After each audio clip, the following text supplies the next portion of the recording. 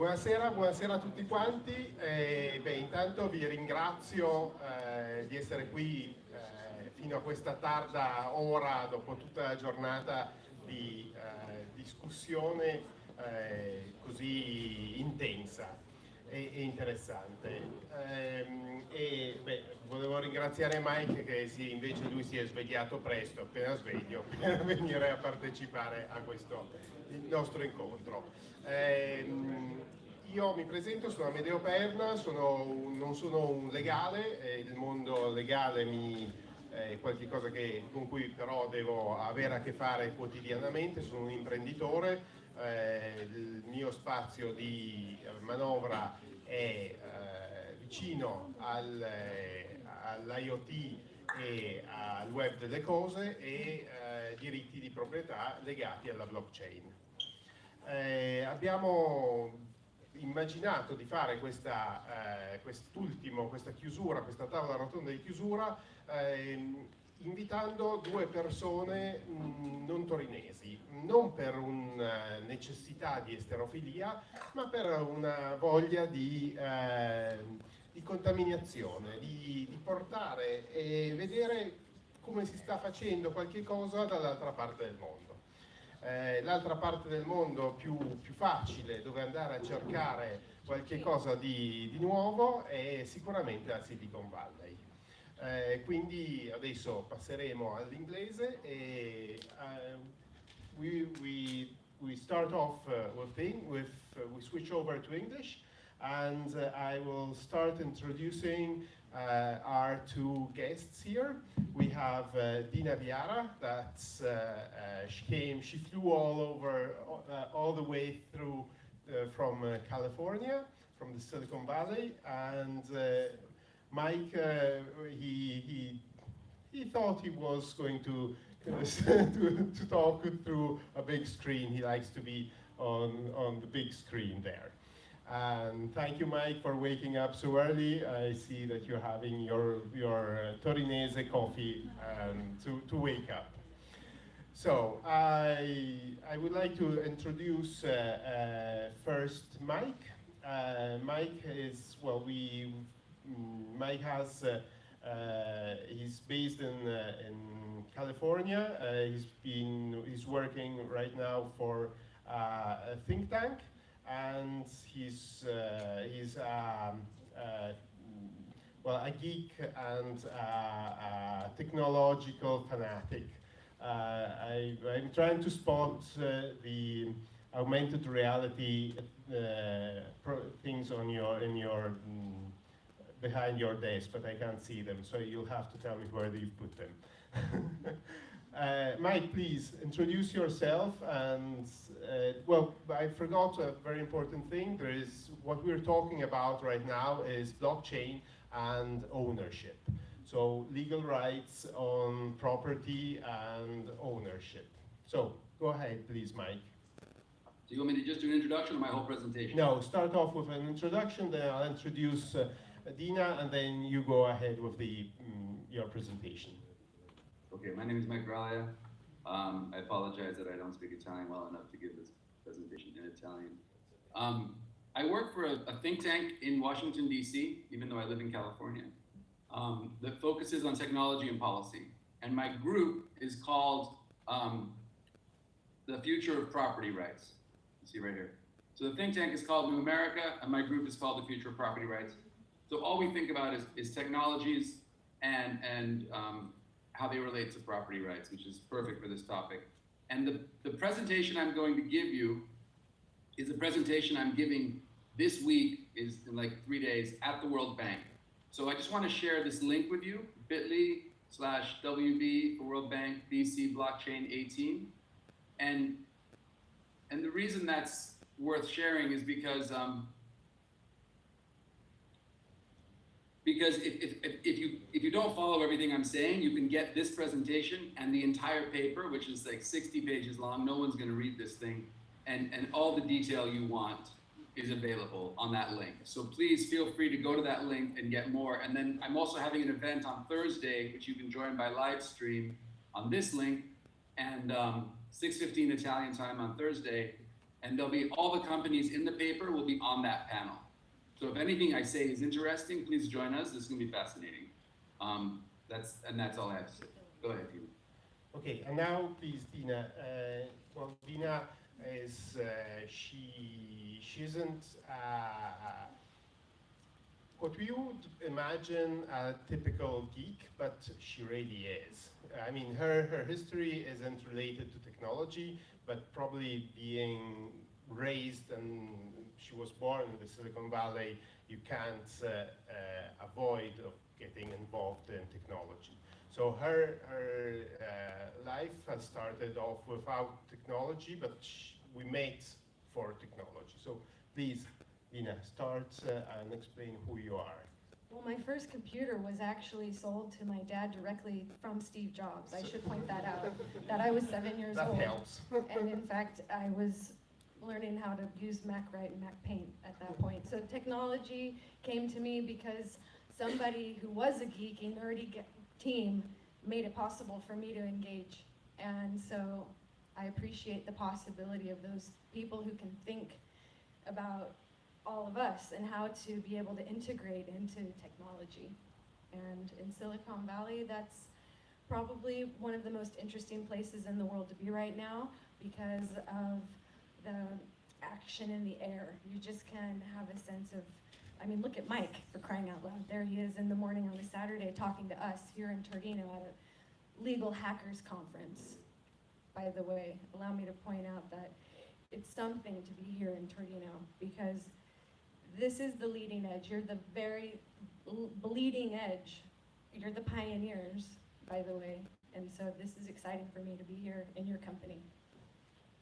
Thank you, Dina. You're welcome. Well, I'll finish off your presentation because you have a huge history in art. You are a photographer, a professional photographer.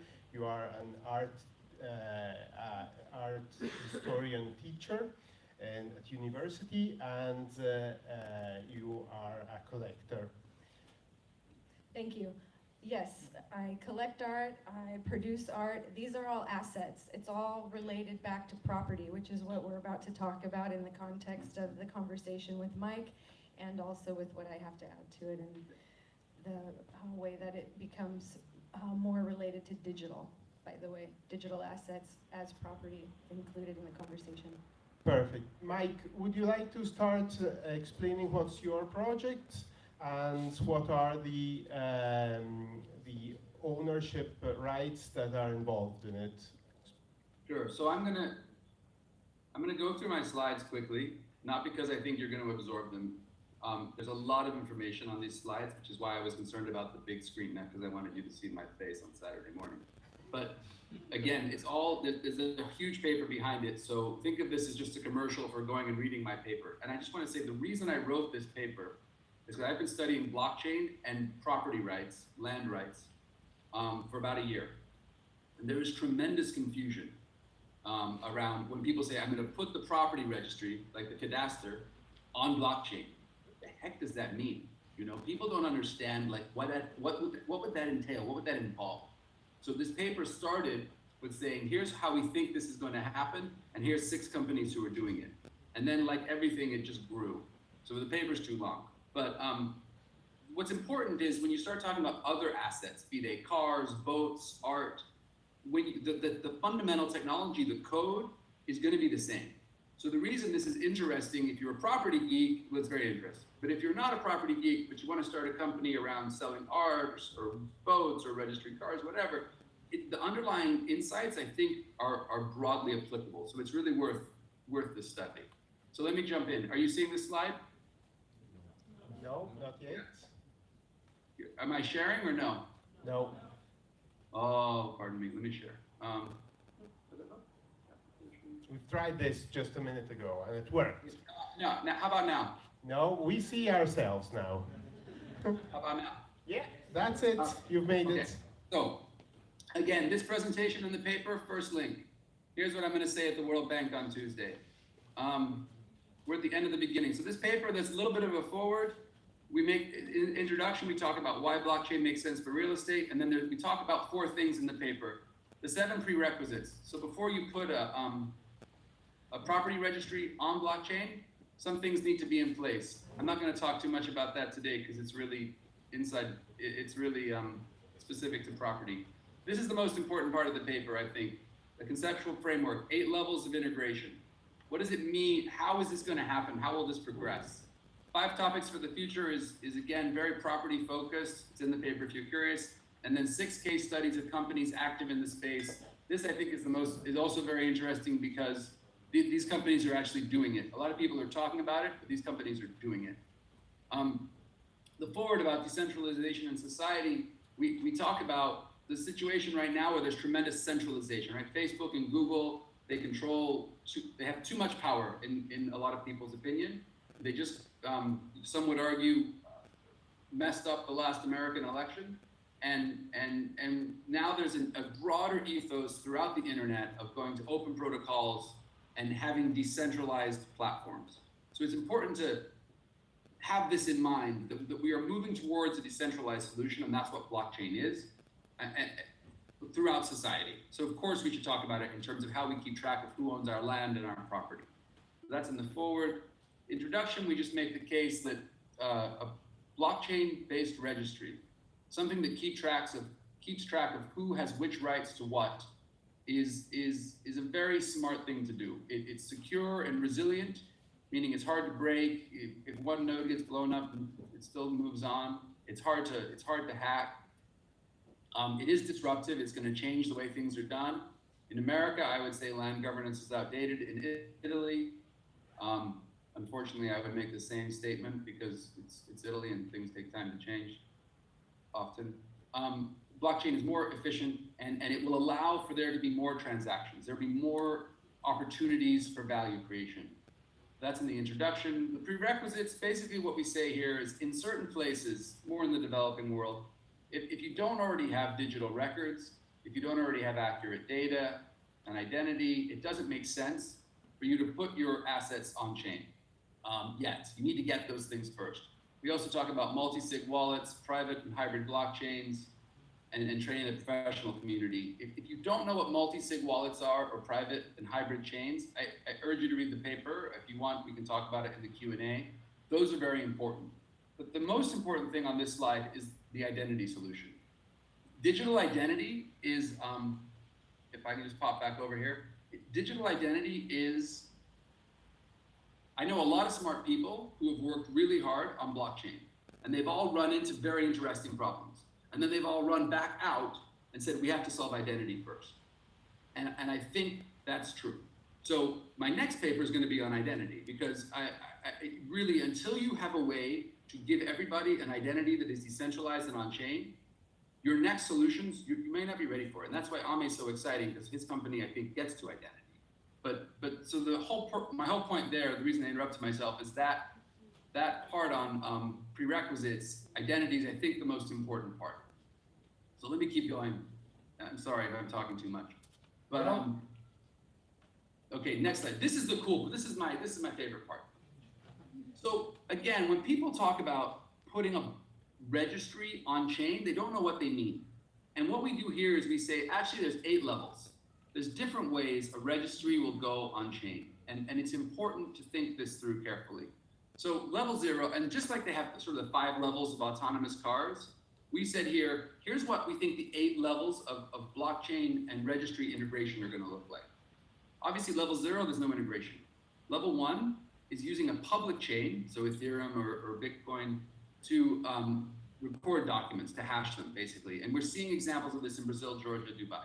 Smart workflow is when you start letting companies work together on a chain and letting the bankers know that the notarios have signed, letting the borrower know that the lender has funded, whatever. So putting the workflow on a chain. But again, the chain is separate from what's going on. Smart escrow is what it sounds like, using a smart contract to hold the money while you switch the rights. Propi's doing this. I should have mentioned level 2, you're seeing examples in Sweden and Dubai.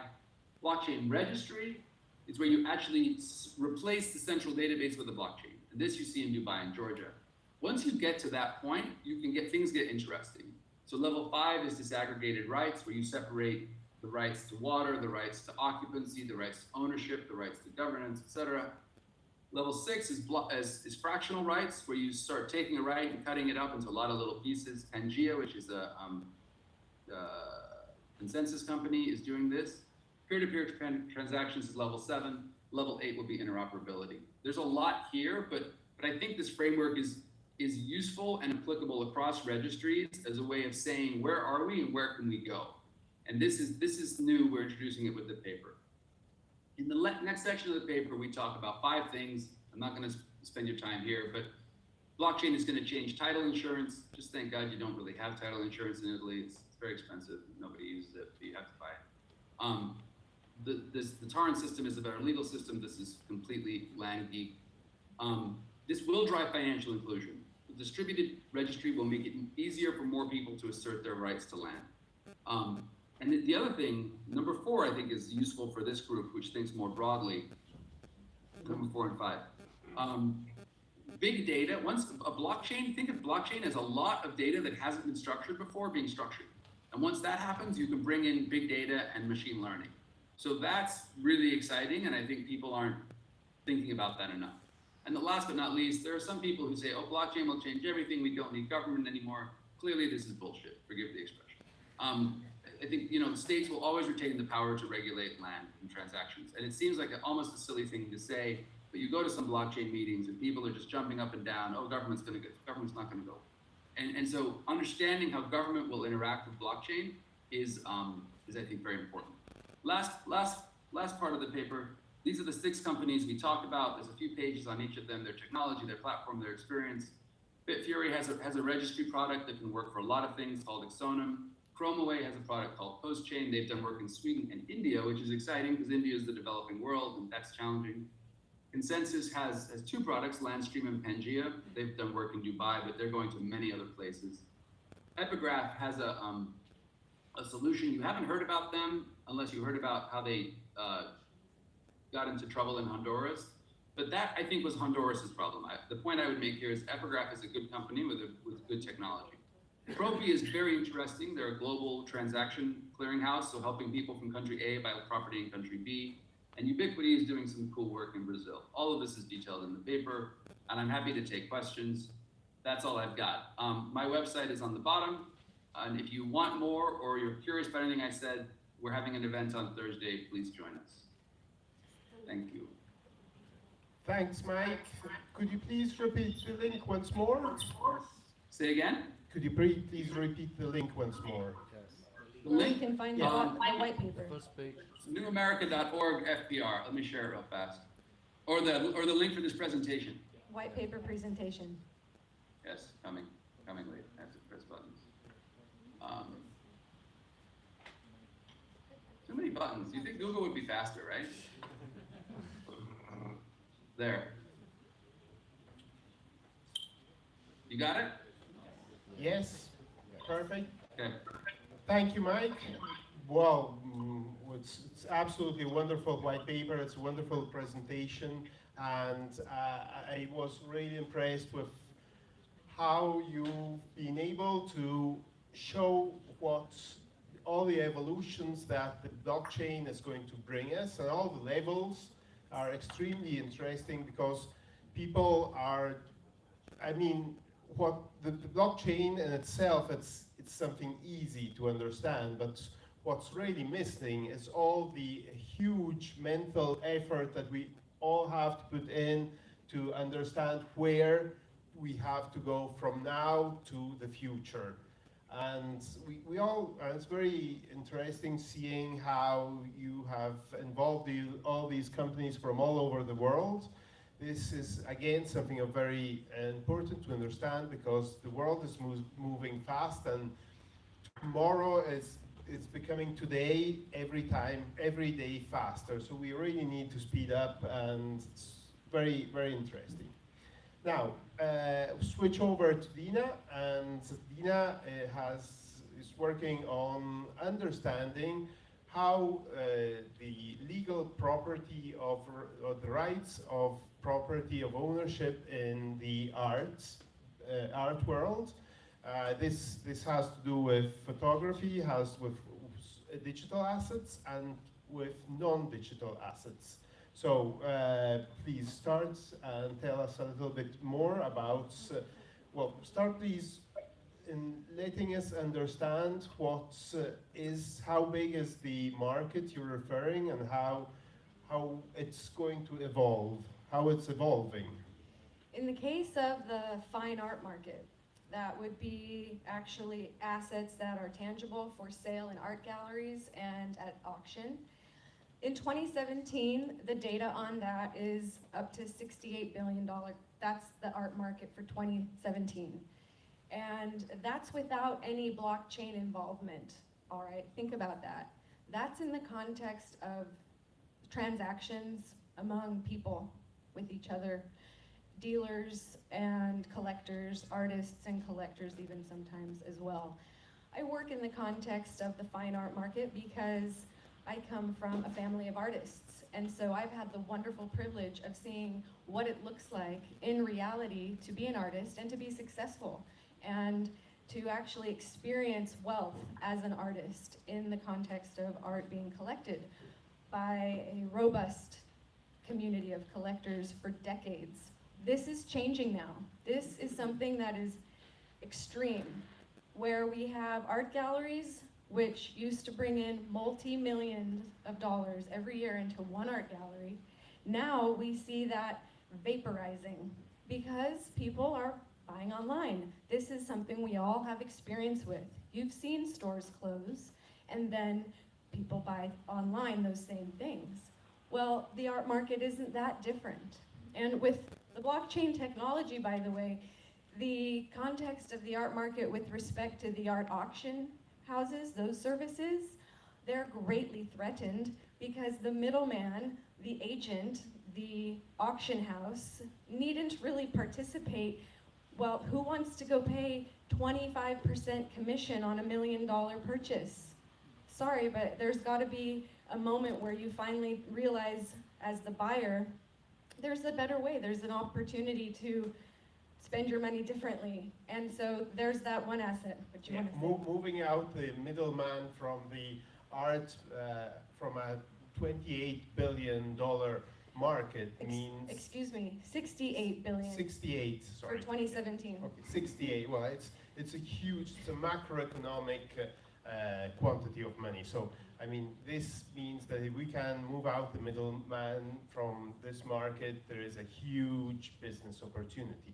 And I get that, but there is more to this. It's not only by identifying the fine arts, there is more because you can add more rights to a piece of art. So you need to prove the history behind the canvas. Exactly. So in the case of, for example, moving that canvas and its history, just let's say moving that canvas online to serve the collectors who want to buy online and transact online. By the way, this is happening in a major way already. That's what contributed to that number of $68 billion, because people were buying online, not only in the context of transacting in the old-fashioned way. But when you put a work of art online, all of a sudden, you have turned your asset into a liability. Now think about that. Really? You want your asset to be a liability? Because people can immediately take the image, which is online, and engage it in a way that is completely uncontrollable.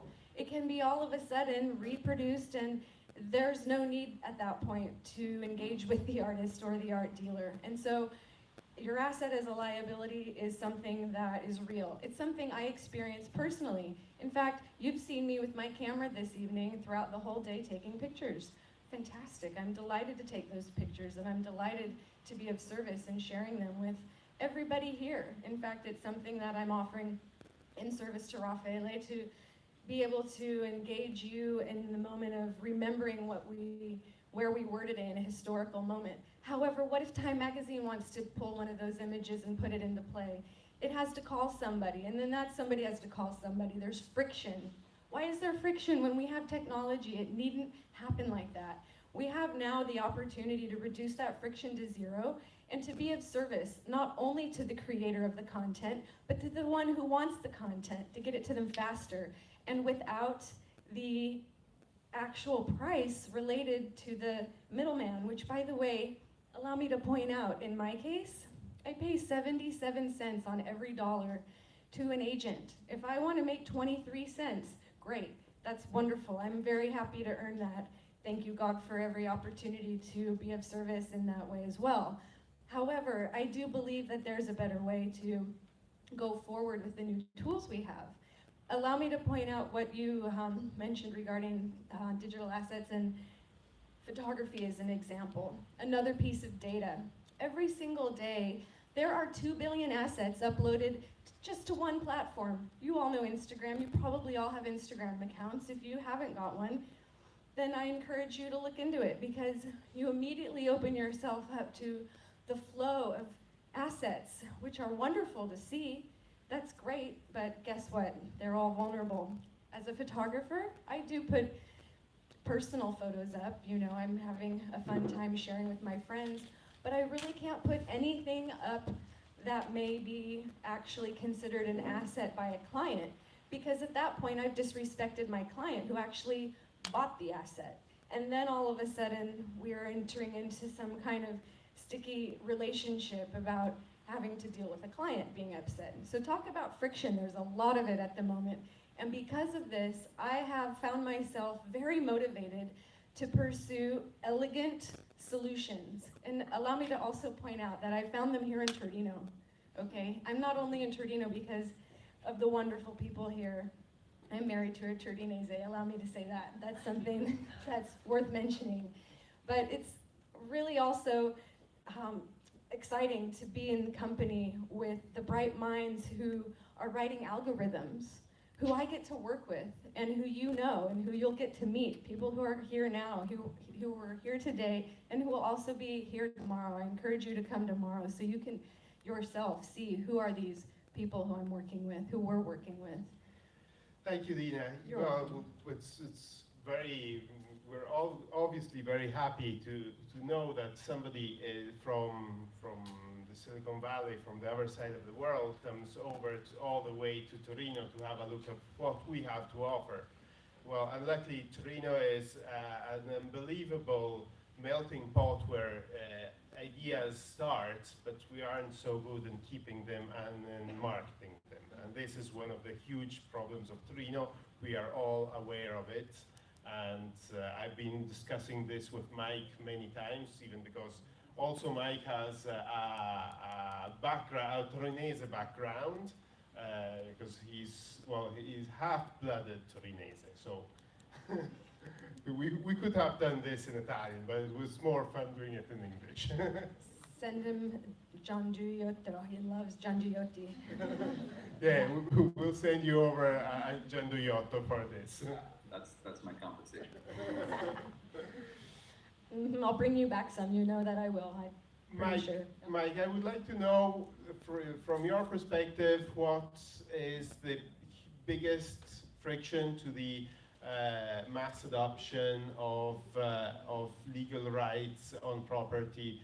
Well, I think from your perspective, from all over the world, but especially in the US, and what's holding back?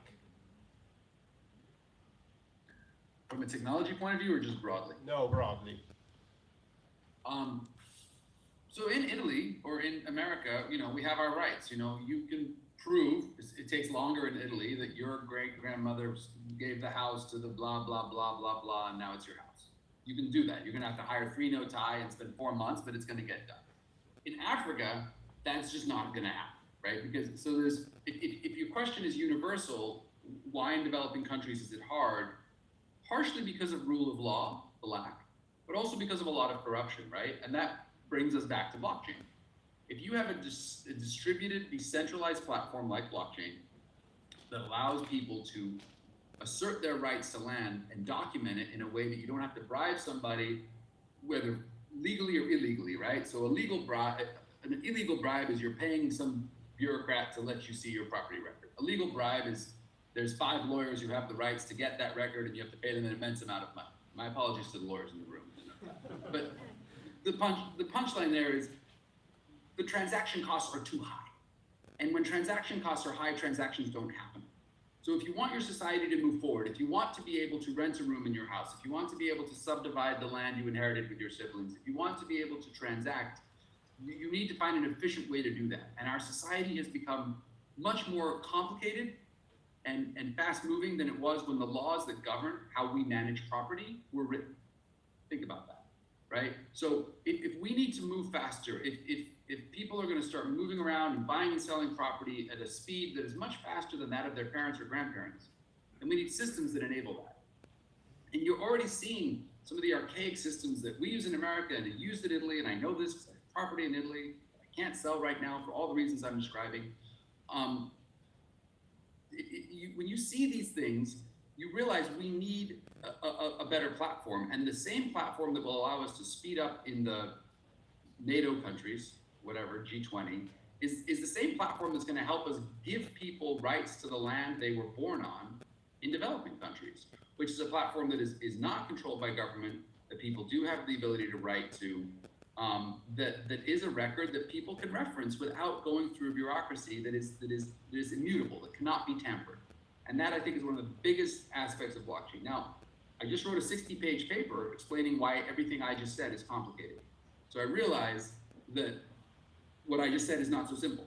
But it's when you start writing those papers and start thinking about how will we get there, these things can actually happen. That shouldn't stop us from trying, right? So the short answer to your question, Ame, is lack of transparency and high transaction costs. And that's why those of us who studied it are excited about blockchain, because we think it can actually deal with that. Perfect, thanks, Mike. Dina, is the art world ready for the blockchain? Is it ready to, what is the feeling among the artists? I mean, usually artists are even innovators. So I would expect them to understand, but I want to know if they are ready to pass. I think they are. In fact, just last week, I had a conversation with a pro photographer, somebody who's actually been hired to go to work for an art agency in Los Angeles, in Hollywood. And this person has been hired because he's considered to be talented in terms of gathering up a massive stock archive of the existing assets that are made by this this studio. And also, he's somebody who's considered very innovative. And so that's where we come in, because he called me and said, Dina, listen, we have to do an integration now with the blockchain and this new archive. And we've got to, I can have the privilege of building it from the ground up, and I want to do it with blockchain. So this is where we see an opportunity actually for the agency in that case, as much as the photographer, because they're getting ahead of it. They're figuring out how to be of service and to work with these tools and to, in some way, keep their relevancy alive. And so at that point, the artist, the photographer, who's being brought on by the agency is the one who is helping to move that project into actually being real. And so at that point, you'll see an example of blockchain and a photo agency, Stock Archive, out of Los Angeles, who handles really the main bulk of their work relates to Hollywood movies and movie stars. And at that point, we'll get a chance to see it go mainstream pretty quickly because the subject matter is mainstream, for example. Yes, that will surely help because it's mainstream, the subject, it's a part of the art, and it will surely, being mainstream, the subject will help the diffusion of the technology, because mass adoption is still there to become, and we really need something to help push over and help people to understand that they have to start off having a wallet, start understanding that they need to, that they can manage rights through the blockchain. And this hasn't nothing really to do with cryptocurrency. It hasn't. It's not. You really don't need necessarily to understand cryptocurrencies. There is much more than cryptocurrencies. There is all the rights that you can have with the blockchain. Regarding the wallet that you just mentioned, a crypto wallet is something that is very matter of fact right now in terms of the friction. I'd say that this may be one of the main hurdles to mass adoption. By the way, at the moment, in terms of the flow of adoption, we have the pioneers, fine. The pioneers on this are in position, both in Silicon Valley and in other places like here. You're here, okay, so you're adopting. What's also an aspect of adoption is the smart money, the Sequoia Capitals of the world, and the investment banking, other institutions.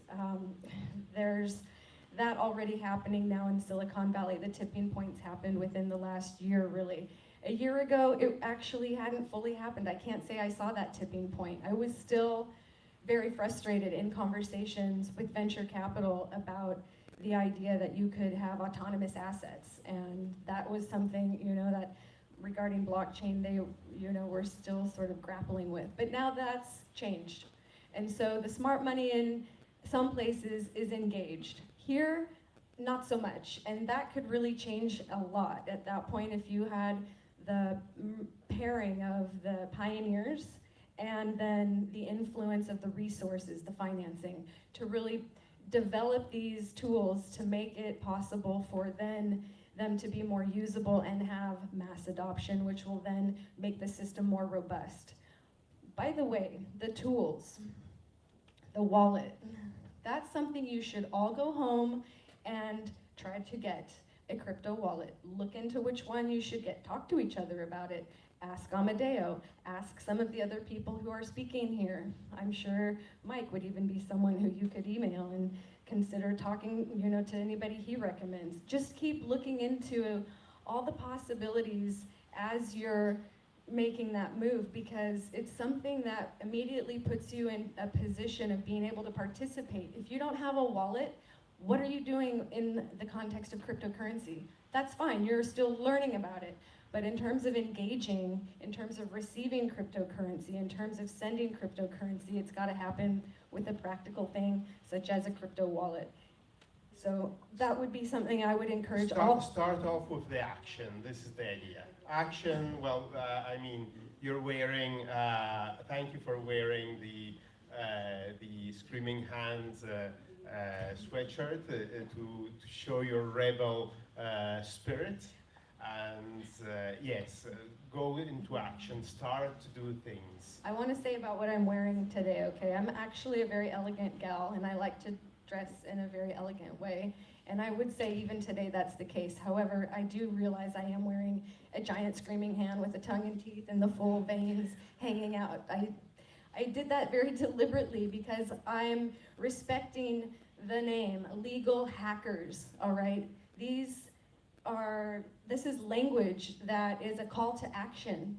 And so I'd really like to regard that and mention that here, because this is a moment of call to action, Yeah. if nothing else. That's why we started off with a song that's Bitcoin Baron, just to wake you up and, Also and to get you into the mood that the cryptocurrency, the crypto world is changing, is disrupting our world in The several, fact that different that song ways. exists, that it's gone into, that Bitcoin is mentioned and has gone into mainstream, tells me that you're looking at that point, a whole new level of people who are interested. The fact that that song is being actually played and that it was made, and people from, the mass, the mainstream, they want Bitcoin. And so this is a desirable thing. That Yeah. We're looking at actually the opening of something. And the next step is going to be sticking a smart contract into every piece of art or in every piece of land of the world. This is what we are expecting to do. If people like Mike have anything to say about it, and if people like my own self have, then yes, absolutely, that's what we're doing. And you can really look forward to that serving you individually, because every single one of you has digital assets in the form of photos, I'm sure of it, and also in the form of valuable stories and contracts. These are all things that are considered assets, and they're all leverageable, but they have to have a context of terms. Yeah, So, terms that can be shared. and so where you have your opportunity, those of you who are in service to the law, those of you who are lawyers and showing up with your legal hat on, that's where we really need you to be open-minded and to be ready to serve this movement and to be excited about it and realize that it's here. It's not anything to just kind of, ponder for another day. It's now. Can I pile on to this? Yes, please. So 3 things. The first is on the taking action side. There's 3 things I think you need to do. One of them is if you want to trade in cryptocurrencies, yes, get a wallet. But the point I made about identity, as blockchain takes over the world, identity platforms, let me say that differently. As blockchain permeates every aspect of every transaction that we do, which will happen. Will it happen in 1 year or 10 years? I don't know, but it's going to happen. Managing your identity through blockchain is where I would start. It's where I would start learning and I would start practicing. There are 2 platforms, Civic and Uport, that are big, established, and targeted at G20 countries. Go get a Civic ID, go get a Uport ID. Just put it on your phone. Like my phone right here. If I click ID, I have 3, I don't know if you can see them, I have 3 apps, Civic, Uport, and my Google Authenticator. Just put those apps on your phone, figure out what that means. Every cryptocurrency you hear out there, if you're like, that's weird, I don't care if you buy it or not, but go read the white paper. And that, I think, is the ultimate smell test, especially for the legal community, right? Because you're going to read these white papers, and I mean, to be clear, here's my box of white papers, okay? Like, there's a lot of white papers out there, and some of them are really thick, but some of them are bullshit, and some of them are brilliant. And as you read the white papers, decide for yourself, is this bullshit or is this brilliant? And the Civic white paper is very crisp on explaining what we mean by decentralized ID. And then, so what's exciting about this community is there's a lot of information is available freely. You don't have to buy books, you don't have to go to seminars, although seminars are fun. But you can go to Medium and you can go to these white papers and you can really read this stuff and start to think about, do I believe it? So my point was, Dina said get a wallet, sure. I say get an identity platform and really start thinking about identity. And then the other thing is, as lawyers, the collision between the legal community and the blockchain community is really fun to watch. It's because the blockchain people are like, oh, we're gonna change the world! And the lawyers are like, stop! And it's like, but it's happening, right? You can't deny that. And there's people out there who are saying, and people saying, stop! And then there's a few people who are saying, wait, let's think about this. This is coming. How will this work? What will this mean when a transaction documented on chain goes before a judge? Will the judge even understand what we're talking about, right? What does it mean when we say something's immutable, but it's not? And there are legal scholars, a couple of whom I quote in my paper, who actually get into these interesting questions. And I would throw out 2 names. Angela Walsh is probably one of the best in the US on this right now. Drew Hinks is also good. But Angela's been out there. She's a professor in Texas. So again, like, it's easy to go to a blockchain meeting, have your head explode, and then wake up with a hangover and be like, forget about it. And I think what's important is to say, okay, what can I do to start? Because for about a month, you get confused, and then you find a way in, and it gets really interesting. And I would encourage you to find some lawyers who are struggling with blockchain. Don't spend a lot of money. Don't put your life savings anywhere, but do start paying attention. And it will start making sense. And the ways to pay attention are follow other lawyers out there, read some white papers, get an identity, and make sure you understand what blockchain is, which if you're here today, I'm sure you already do. Okay, that's it. Oh, and one more thing. This is happening. This is happening. This isn't like a maybe. Like, all those countries I listed are countries that are doing something. And the government of Dubai is going to put their entire government on chain by 2020. When the government of Dubai says something, they're going to do something, it happens. The means aren't always what we would want, but it happens. Yeah, and it's happening fast. It's happening It's fast. I'm done. It wasn't 2 years ago when we were driving in Silicon Valley, me and you, Mike, and we were talking about the color of coins, and we were trying to figure out what those weird things were. And wow, boom, it's happened. It's happening so fast, so we all have to run. This is something that I personally experienced. We really need to get things going. We need to talk about it, but we can't just talk. We really need to take action. Reading the white papers that are out there is a great way to take action. Yeah. Because you'll calibrate yourself to the language. You will start to gain clarity, even if at first it seems like it's repetitive, because a lot of the papers look and sound very similar. And it will really actually change after a while because it will sink in. Just like when you learn a new language, it's one of those things that you just have to expose yourself to it and enjoy it, and consider if you're going to write a white paper, because I believe some of you in this room may be innovators and may be in service to innovators. So you're actually in a position to better that whole process by calibrating yourself to what's already out there. But allow me just to mention one little thing, and that is to not forget your own voice, because there's a lot of repetition on these white papers in a way, and you saw the box Mike brought out. After a while, in some sense, it seems like they all sound the same. So just consider that there's something original that you can say, and say it. And what's he doing over sorry, there? I'm talking to my son. I'm trying to break in. What is he up to? I had a good thought. Oh, don't feel like California is too far away. Actually, a lot of us in California feel like Switzerland is too far away. So if you wanted to get into, this is Tony. Say hi, Tony. Hi, Tony.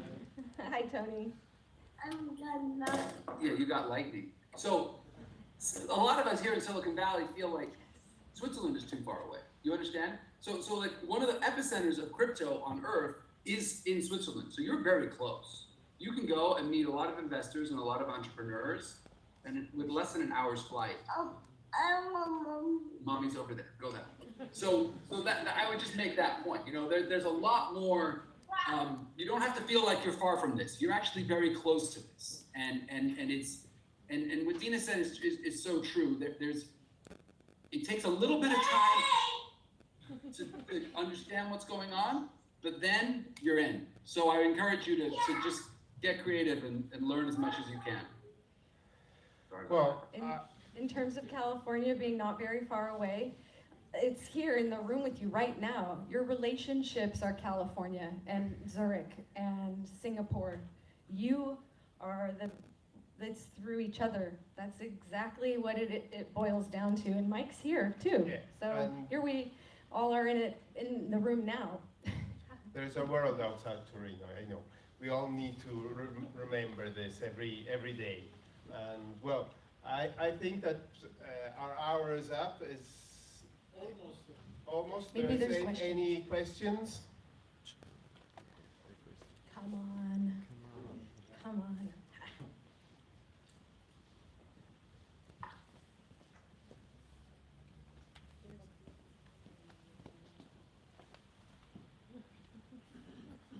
Going back to identity and property, I got a curiosity regarding, I don't know if you are working on any of these projects right now.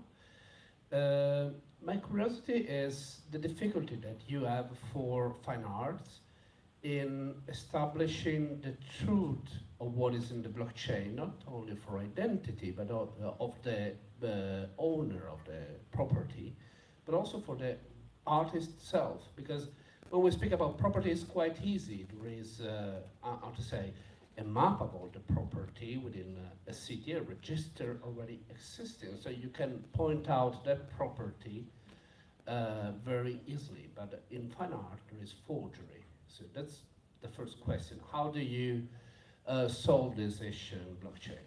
The second is the middleman. You spoke about the middleman as somebody that is taking a cut without providing any value. And I would say that for contemporary art, this is not the case because offset is not established by the market and middleman is acting also as a market maker. So how do you keep the ability to be a market maker? I know there are many digital solutions for that. There are also companies I know in London that are selecting with expert new contemporary artists and selling shares of the art opera. And this is quite interesting in order to create liquidity in the market, but it's an experiment, of course.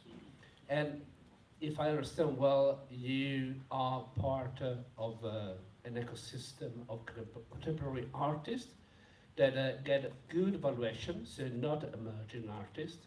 How do you encourage the selection, creation, and let's say market making role of the gallerist? I'm in favor of allowing the market to decide.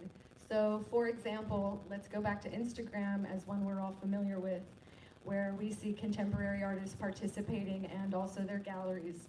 If you see what the response is from the market, it immediately tells you what's the interest of the market. So if you put the work out there, immediately you get the benefit of feedback.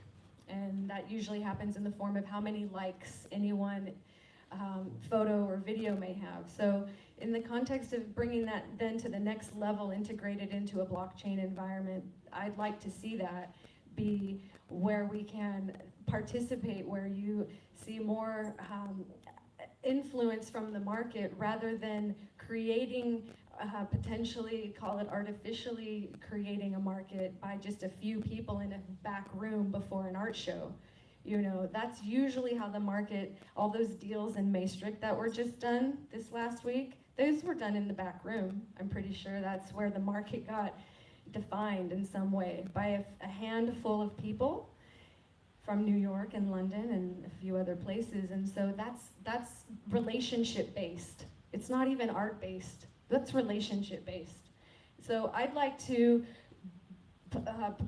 get, you know, through that little niche, that little clique. It's a very elitist club that actually limits artists from expressing who are they and what they have to offer, because they never even get heard when they're sort of marginalized without having representation from that little club, selling them to the clients as investment pieces. Let the market decide, and I think it will be refreshing to see that the market will actually expand in a context that we've never even seen before. Mike looks like he had something to add. Yeah, I would add something on, so I'm not going to take the question about the land because that's a whole debate. But on the forgeries of art, I would point out that the same technologies, the same application of blockchain technology that would allow you to say this is an authentic piece is in use by Everledger, which is doing diamonds, showing you where the diamonds came from, when they were processed by whom, and completely, it's all about provenance. And it's the same technology that Unilever and other huge companies around the world are using for supply chain management, right? So the blockchain allows you to manage and document where something was, when it was, and track that all the way through some very basic technologies, basically hashing and publishing hashes. And again, that's covered in my paper if you want to read more. But so the whole thing about this, will the blockchain tell you this is a forgery just by looking at it? No, I don't know. But will the blockchain say, help you document that this piece of art, which I know this isn't, that piece of art was made, 5 years ago, printed in that print shop, sold in that store, moved from here to there to there to there to there with relatively low cost? Yes. And so, and it's the same, and it's that same basic application that helps you manage land records more efficiently, right? So there are applications in terms of provenance. I think that's my answer to your question. Dean and I, of course, come at it from totally different perspectives, but I think provenance and tracking provenance is a huge thing that blockchain makes achievable and affordable, which we tend to forget sometimes. So you can, in a way, establish that you have an original property at the beginning, but once you complete the transaction, you may, let's say, send a forgery. So you are the legal owner, or is it possible to see a chain of transaction that relate you, your identity, with an original fine art piece? But once you do another transaction, you might, since you hold the certificate of originality of that art opera, send a forgery. Of course, your risk is that you are well identified if this part of the association worked well. But you can disassociate the other part. You cannot do that with property, or at least it's very difficult, unless you make properties disappear, reappear if they're not mobile properties. But with these kind of assets, like fine art, it's always possible to hold an original certificate and to transact the wrong opera. In that way, you can transact the original fine art to another collector that is not going to make it public, so he doesn't need a public register. So this is still something possible even with blockchain, right? So let me respond. So I think what I'm hearing you say is, with immovable assets, we can figure out who owns this piece of land.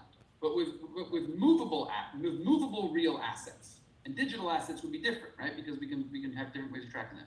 But with movable real assets, what's stopping me from taking a real certificate and putting it on a fake real asset? And the answer is that's a longer conversation, but there are ways to do it, right? So with Everledgers, they put micro numbers in there. There's RFID track. There's a number of things you can do, and they're not foolproof, but there are solutions. And the whole notion of self-sovereign ID is when you start transacting with known parties.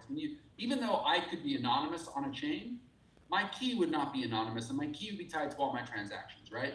So if you're buying from Dina, and Dina has done 170 sales, you know she's a legitimate seller. And if she's selling you an asset that is tracked in some way, the whole technology conversation there, and then that the validity of that is asserted by somebody who's publicly asserted X transactions, you have some degree of comfort. Is it 100%? No. But do you ever have 100%? No. So it's a little bit of this allows valid actors in whatever space we're talking about to amplify their reach and document their history in a way where I don't have to trust Ame that Dina's legit. I can look her up on the chain and say, oh, this woman sold a lot of art. Maybe I should buy something from her. And then how she says this is legitimately mine, that's a different conversation. But having a public shared ledger enables some more creative solutions. That's all I'm saying. Thank you, Mike. Thank you. I think our time is up. I would like to thank you everyone for being here and for listening to this last talk. Thank you, Mike, for joining us from the other side of the world. And I hope you enjoy your Saturday with your family. Thank you, Dina, for flying over to Torino and be here in person. You're very welcome. Grazie mille a tutti.